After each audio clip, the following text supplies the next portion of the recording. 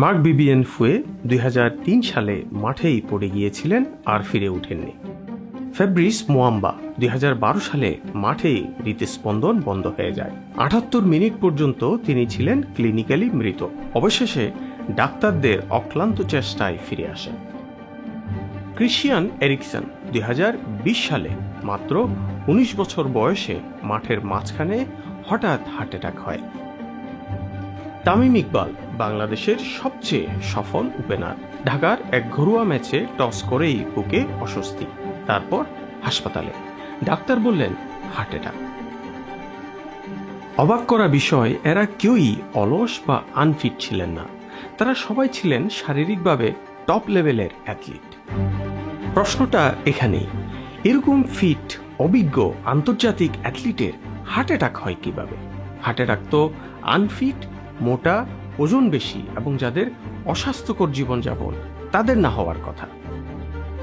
এই ধরনের অনেক প্রশ্ন এখন ঘুরপাক খাচ্ছে, তাই সবার আগে জেনে নেই হৃদরোগ কেন হয়। হার্ট অ্যাটাক ঘটে যখন হার্টের নিজস্ব রক্তনালী, যাকে বলা হয় করোনারি আর্টারি, আংশিক বা পুরোপুরি ব্লক হয়ে যায়। এই ব্লকেজ হয় প্ল্যাক নামক চর্বি, কোলেস্টেরল, ক্যালসিয়াম এবং কোষীয় বর্জ্যের কারণে। যদি এই ব্লক হঠাৎ ফেটে যায়, সেখানে রক্ত জমাট বেঁধে যায়। ফলাফল, হার্ট পর্যাপ্ত অক্সিজেন পায় না এবং শুরু হয় হার্ট অ্যাটাক। এখন প্রশ্ন হচ্ছে, তামিমের ক্ষেত্রে এমনটা কিভাবে ঘটল? তামিমের পরিবারে হৃদরোগের ইতিহাস আছে। ওনার বাবা হৃদরোগে আক্রান্ত হয়েছিলেন। আমার বাবারও হার্টের সমস্যা ছিল। আমার আব্বা 2000 সালে ইন্তেকাল করেন, আমি তখন 13 বছর। ফ্যামিলি হিস্ট্রি থাকলে এটা একটা বিশাল red flag. Nature Reviews Cardiology বলছে, পারিবারিক ইতিহাস থাকলে এমনকি একজন ফিট অ্যাথলেটেও হৃদরোগের ঝুঁকি থাকে। আরো গভীরভাবে দেখলে তামিল নিজেই স্বীকার করেছিলেন 2015 সালের আগে তিনি স্বাস্থ্য নিয়ে তেমন সচেতন ছিলেন না। প্রক্রিয়াজাত খাবার, sugary soft drinks, fast food এসব ছিল তার ডায়েটের অংশ। পরে অবশ্য তিনি লাইফস্টাইল পরিবর্তন করেছেন এমনটা বলেছেন।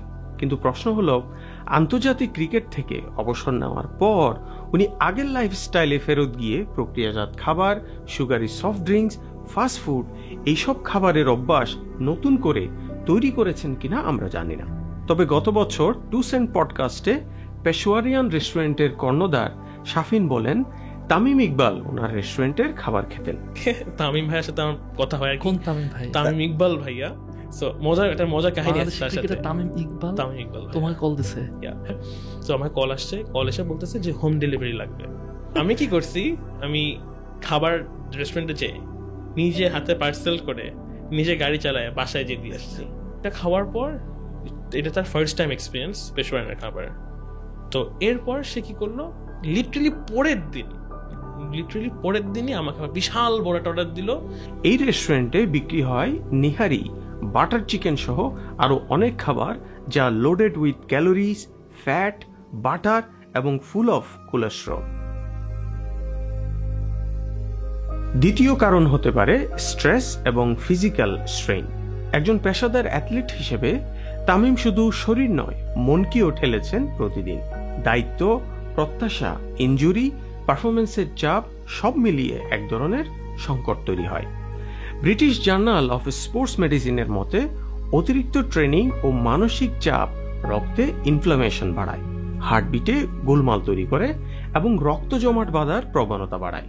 আমেরিকান হার্ট অ্যাসোসিয়েশনের গবেষণা অনুযায়ী 5 জন হৃদরোগীর মধ্যে 1 জনের কোনো উপসর্গই ছিল না। তামিম হয়তো অনুভব করেছিলেন হালকা ক্লান্তি, বুকের টান, নিঃশ্বাসের সমস্যা, কিন্তু হয়তো উনি এটাকে পাত্তাই দেননি।